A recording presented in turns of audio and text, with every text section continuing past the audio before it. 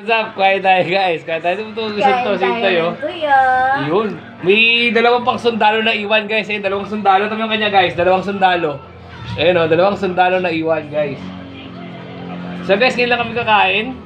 Alauna na oh, mag-alas 2 na guys. Kasi, alam nyo na, may mga biglang umorder bigla. Yung wala pa sa plano namin magtinda, pero napatinda kami. So yun nga nasabi ko sa inyo, baka ang tawag doon? Baka ang blessings ay, ang tawag doon, magtampo. Yung tipong, sa Lunes pa magtinda, mo sila. Baka mamaya magtampo yung bigla guys. O, itlog na maadat.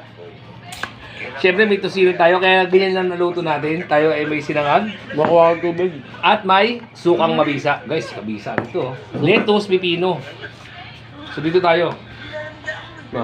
Isang mabisa lang tong kainan guys. Kasi may umu-order na ulit eh. Habang pa marami.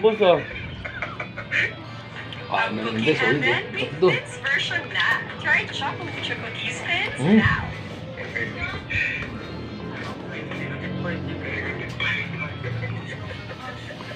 Mga pipino mabisa.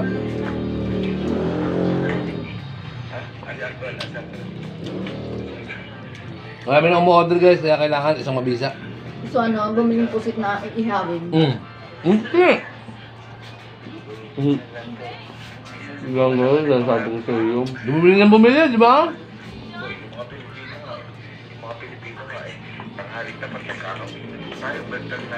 Dino.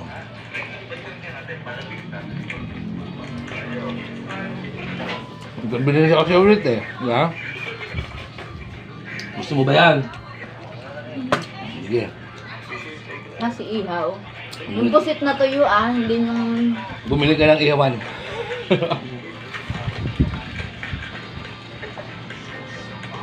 Tapos tamban na inihaw.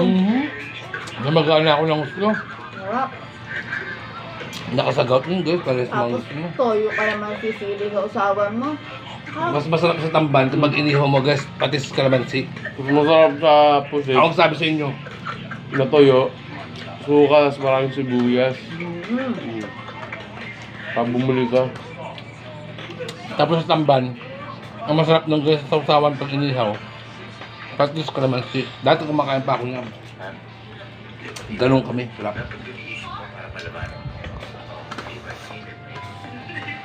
Tapos may inihaw kang atay doon sa tabek. Ikaw kasarap.